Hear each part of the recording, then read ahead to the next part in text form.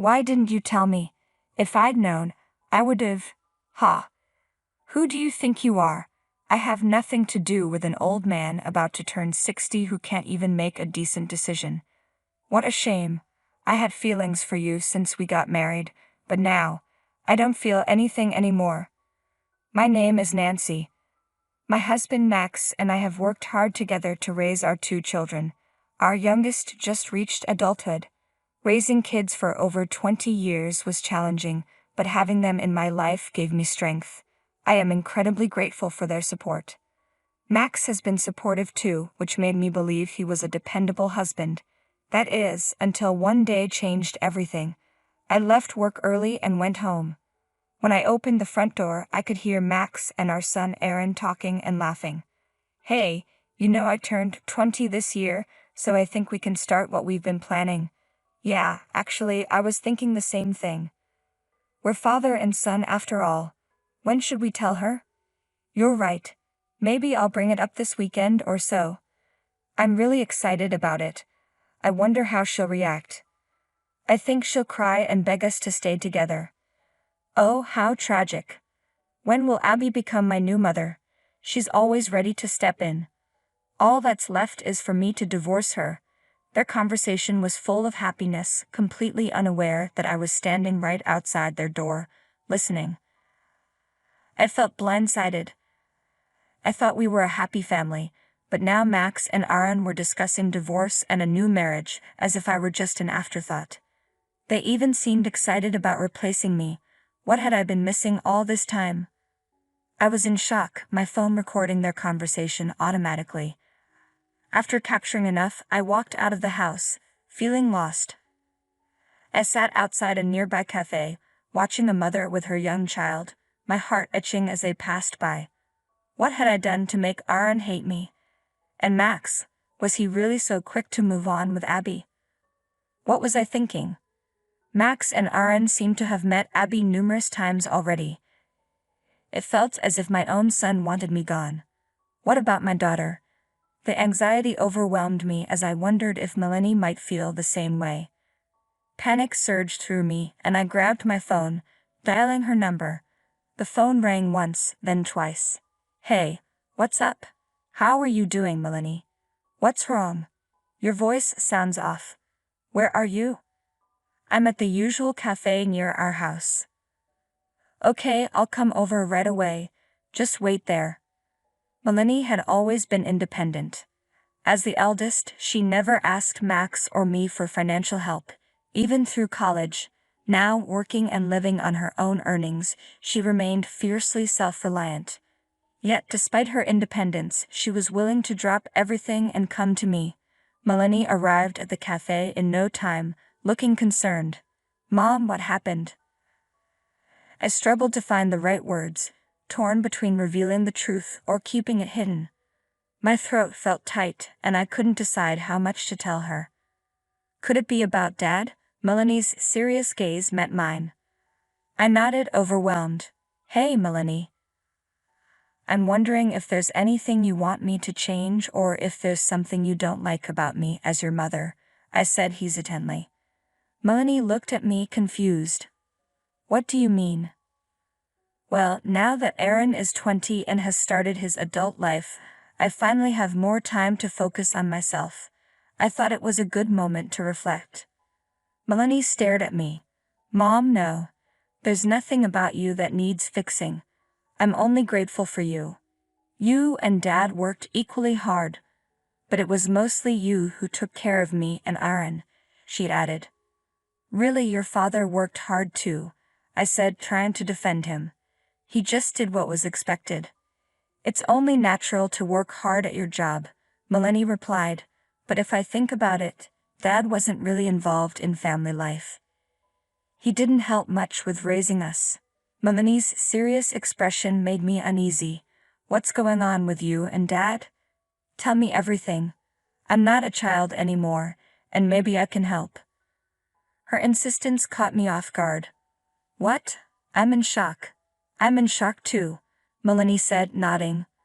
But what are you going to do? I suppose I'll have to get a divorce, I admitted reluctantly. Yeah, I think that's the best course of action. Let me hear the recording, she said. Though hesitant, I let Melanie listen to the recording. Her reaction was intense. Can't forgive them for this.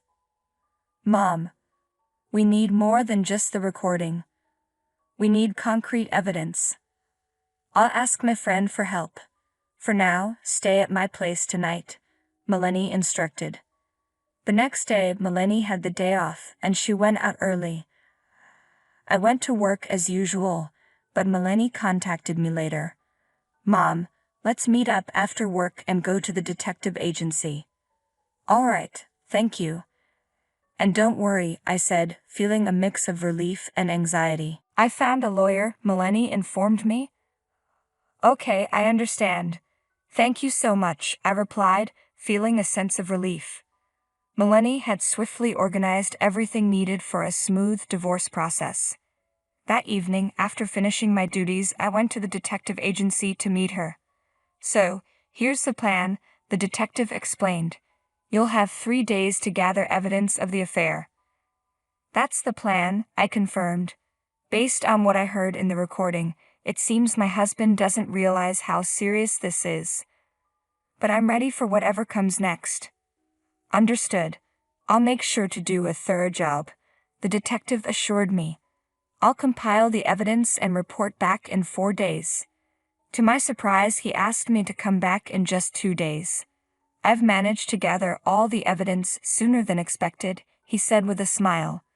Really? That's impressive. Thank you, I said, eager to see what he had found. The evidence was shocking. Max appeared to be completely open about his affair, strolling around town hand in hand with his mistress. Some of the photos were disturbing and far more explicit than I had anticipated. The evidence told the story in a way that left no room for doubt. I took the evidence to the lawyer's office for my appointment. The female lawyer assigned to my case shared that she had also been divorced and had experienced betrayal similar to what Max had done to me. Despite her understanding, she found the situation almost laughable in its audacity. She explained that the legal process would involve more than just alimony and detailed the various methods we could use. It was a chaotic week, but by the end of it, I had secured a substantial alimony settlement and finalized the divorce. Melanie and I then went to see my in-laws with the evidence. I would be lying if I said I didn't feel a pang of sadness. My in-laws had always been kind to me, but it was necessary for them to see the truth. My father-in-law, Albert, was visibly enraged, while my mother-in-law, Sarah, looked horrified. I never imagined our son would act like this at his age, Albert said, his voice shaking with anger. I'm so sorry. I can't believe he's my own son. It's disgusting, Sarah added. Thank you for your time today, I said, trying to keep my composure. With these results, I've decided to proceed with the divorce. I wanted to inform you of our situation personally. Albert nodded in agreement. It's understandable that you're divorcing him. Melanie then played the recording of Max and Aaron's conversation for my in-laws. Their reactions were intense. Grandpa, it's not just Dad. Aaron is horrible too, Melanie said, showing them the extent of the betrayal. Sarah listened intently, nodding at Albert's comments. Nancy, if you're divorcing him, please visit us from time to time. You're part of our family now. Don't worry. I won't let Max set foot in this house again, I declared firmly. Thank you so much, I said, turning to my in-laws. I'm incredibly grateful to both of you. You've been like real family to me.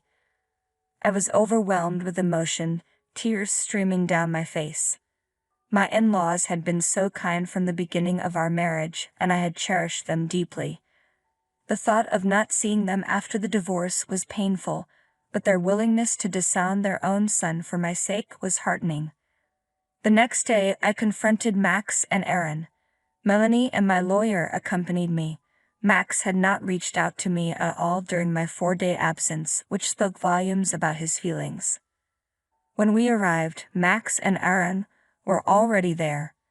My lawyer, Natalie, introduced herself.